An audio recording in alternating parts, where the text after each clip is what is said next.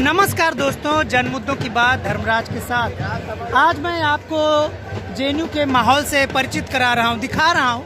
वैसे आपने जेएनयू के चुनाव के बहुत सारे नज़ारे खबरें पहले देखी होंगी। हमारे साथ इस बार जेएनयू एसयू यानी जवाहरलाल नेहरू विश्वविद्यालय छात्र संघ के अध्यक्ष पद के प्रत्याशी रोशन कुमार साथ में है। रोशन जी से पूछेंगे कि इनके चुनाव में इनका अनुभव क्या है, ये किस पार्टी से चुनाव लड़ रहे हैं, उसकी राजनीति क्या है और ये राजनीति को कैसे देखते हैं। रोशन जी, आपका मेरे चैनल दैनिक अम्बेडकर में बहुत बहुत शुक्रिया। आपका अनुभव क्या है, आप किस पार्टी से चुनाव लड़ रहे हैं और आपको क्या कहना है? सबसे पहले सर, मेरा नाम रोशन कुमार है और मैं CPS MA फर्स्ट ईयर से हूँ। और मैंने बेसिकली यहाँ की जेएनयू की जो लेफ्ट राइट सेंटर की जो पॉलिटिक्स है, जिसको कि मैं नैरो एक्सक्लूसिव डिविजिव। आप कह रहे हैं नैरो एक्सक्लूसिव डिविजिव? अच्छा, यस, नैरो एक्सक्लूसिव डिविजिव जो फोर्सेज है, जिसने कैंपस के विकास के साथ साथ पूरे देश ही नहीं पूरी दुनिया के विकास में गतिरोध डाला है। और कहीं ना कहीं एक जो इंक्लूसिव होना चाहिए था ह्यूमंस के मामले में, या फिर जो भी लोग हैं उनको जिस तरीके से उनके मुद्दों को हमें शामिल करना चाहिए था, उसको इन्होंने ब्रेक करके ह्यूमैनिटी के अगेंस्ट ही कैंपेन चला दिया। तो मैंने, आपको लग रहा है ह्यूमैनिटी के अगेंस्ट कैंपेन चला दिया? जी हाँ, मुझे ऐसा लगता है कि इसीलिए मैंने, कह सकते हैं कि आप बहुत ही दुखी होकर इस जेएनयू के इतिहास में और जेएनयू कैंपस के इतिहास में for the first time in the history of the campus मैंने ह्यूमनिस्ट डिस्कोर्स को जेएनयू में चलाने की कोशिश की है। और इसका मैंने जो टैग यूज़ किया है, that is beyond LRC। Beyond LRC means beyond left right centre. और मैंने आइडिया खुद से क्रिएट किया है, दैट इज़ इंक्लूसिव ह्यूमनिज्म, समावेशी मानववाद। और जो मैंने पार्टी बनाई है उसका नाम है सर्वोत्थान राइज ऑफ ऑल। और सर्वोत्थान राइज ऑफ ऑल का ये जो आइडिया है समावेशी मानववाद का, ये बेसिकली है क्या, ये आपको समझना होगा।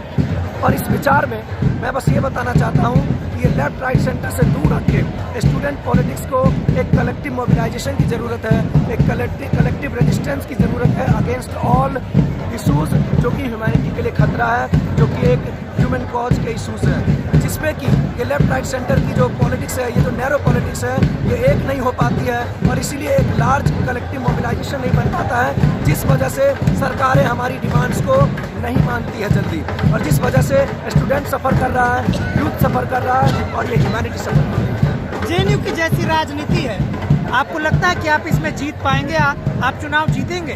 देखिए, मैं ये कहना चाहता हूँ कि जेएनयू की राजनीति में ऐसा पहली बार हुआ है कि एक इंसान मात्र 20 रुपए के खर्च पे पूरे कैंपस में आज फेमस है। और अगर आप पूछ सकते हैं किसी से भी कि सबसे ग्रेट स्पीच और सबसे फ्लुएंट स्पीच, सबसे बेस्ट स्पीच किसका था, और सारे लोग दिल से बोलेंगे वो रोशन कुमार, पोएट रोशन कुमार, कवि रोशन कुमार का था। और इसमें कोई दो राय नहीं है। तो आप अगर कवि रोशन कुमार हैं तो आने वाले दिनों में आप कविता करेंगे कि राजनीति करेंगे? देखिए, मेरा मानना है कि जब जब सत्ता कमजोर होती है और जब जब सत्ता इस देश को बर्बाद करने पे तुलती है, तो कवियों को ही संभालना पड़ता है इस सत्ता को। और जब कवि संभालता है और जब कवि कविता के साथ साथ क्रांति करने लगता है, तो माँ कसम जो कॉम्बिनेशन होता है वो बहुत ही डेडली होता है और वो ह्यूमैनिटी के पक्ष में होता है। एक कवि कभी भी मानवता की आत्मा के साथ खिलवाड़ नहीं कर सकता है। और यही कवि की आत्मा पहली बार जागी है और ये कवि कविता के साथ साथ क्रांति करेगा। और कैंपस में आने वाले दिनों में वामपंथ का ये जो नैरो स्ट्रीम है, दक्षिण पंथ का ये जो एक्सक्लूसिव स्ट्रीम है, और सेंटर का ये जो नैरोनेस है, सेंटर का ये जो क्षेत्रवाद है, रीजनलिज्म है, इन सब को खत्म करते हुए एक ह्यूमनिस्ट डिस्कोर्स के साथ एक ह्यूमनिस्ट राइज ऑफ ऑल की बात करेगा, एक सर्वोत्थान राइज ऑफ ऑल की बात। तो आपको लग रहा है आपकी राजनीति है, पार्टी है सर्वोत्थान, सबका उत्थान, तो सबका उत्थान आप कैसे करेंगे? देखिए, सबका उत्थान की जो भावना है इसमें कुछ इस तरीके से है कि जैसे आपने देखा होगा, समाजवादी छात्र सभा वाले कहते हैं PDA, मतलब पिछड़े दलित आदिवासी। अरे भैया, जनरल कैटेगरी के लोग भी तो गरीब हो सकते हैं। मेरा एक दोस्त जो कैंसर से पीड़ित था और 23 साल की उम्र में वो उसकी मौत हो गई, उसी दिन से मेरे माइंड में ये आया। और उसको, जब मेरे पास पैसे नहीं थे तो मैंने 236 रुपये का कंट्रीब्यूशन किया था उसके लिए। और फिर जो बात आगे बढ़ी तो फिर लाखों रुपए किसी तरह से जुटे। एक फेज में तो उसका इलाज हो गया, लेकिन सेकंड फेज में पैसे की वजह से वो इंसान इस दुनिया से चला गया और उसको बहुत सारी मुश्किलों का सामना करना पड़ा। तो मैं भाइयों बहनों सबसे आपसे कहना चाहता हूँ कि आप इस LRC नैरो पॉलिटिक्स में ना पड़ें, आप ह्यूमैनिटी को साथ लेके चले।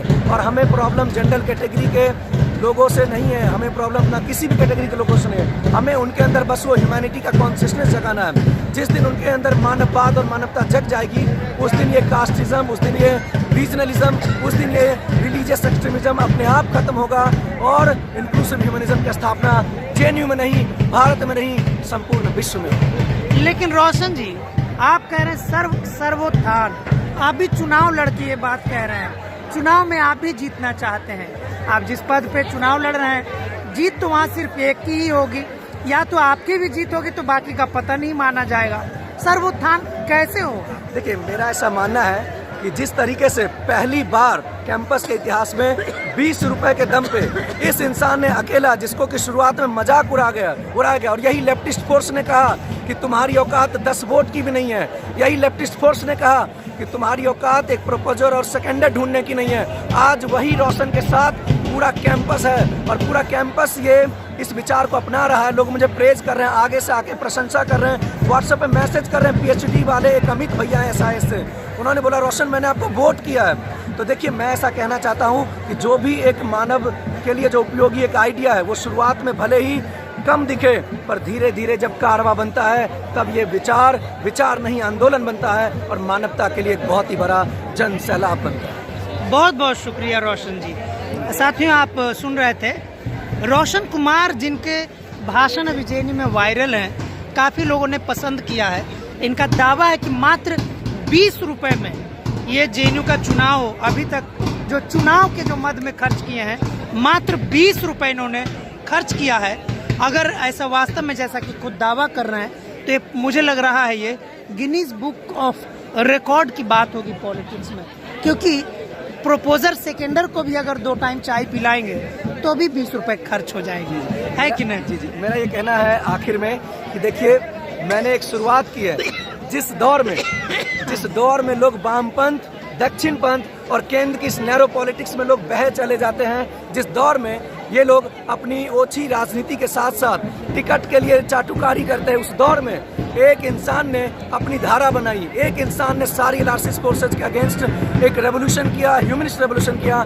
और भले ही शुरुआत में कैंपस ने उस पर हंसा था, भले ही शुरुआत में क्लास के बच्चों ने उसका मजाक उड़ाया था, लेफ्टिस्टों ने मुझे बहुत डिमीन किया, लेकिन फिर भी ये इंसान खड़ा रहा और आखिर में आज कैंपस के मोस्ट ऑफ द पीपल ये कह रहे हैं, रोशन भले ही हम तुम्हें वोट करें या ना करें, क्योंकि हमें कैंपस भी बचाना है, क्योंकि लेफ्ट का ये नैरेटिव है कैंपस बचा लो वरना ABP आ जाएगी, खत्म कर देगी, इसीलिए हमें मजबूरी में करना पड़ रहा है। लेकिन रोशन भाई, जिस तरीके से आपने स्पीच दिया, वो आज तक का सबसे ऐतिहासिक स्पीच था और हम सभी आपसे बहुत खुश हैं। आपने बहुत अच्छा किया और बहुत लोगों ने मुझे वोट भी किया और मुझे जीतने का और हारने से कोई गम नहीं। मेरा जो मकसद है उसमें मैं कामयाब हुआ और मैंने अकेले 20 रुपए के दम पे आज मैंने जो शुरुआत की है, वो आज भले ही आपको छोटी लग रही होगी, लेकिन आप याद रखिए, आने वाले दिनों में यही सर्वोत्थान, यही राइज ऑफ ऑल और यही इंक्लूसिव ह्यूमनिज्म, समावेशी मानववाद पूरे कैंपस नहीं, पूरे भारत नहीं, पूरे विश्व में फैल जाएगा और एक मानववाद विचार के साथ मानवता के लिए काम करें। बहुत बहुत शुक्रिया रोशन जी। साथियों, आप अध्यक्ष पद के बहुत ही लोकप्रिय प्रत्याशी 2025 JNU चुनाव के प्रत्याशी रोशन कुमार जी को सुन रहे थे। इसी के साथ आप मेरा चैनल देखिए, सब्सक्राइब कीजिए, लाइक कीजिए, आगे बढ़ाइए। बहुत बहुत शुक्रिया, धन्यवाद।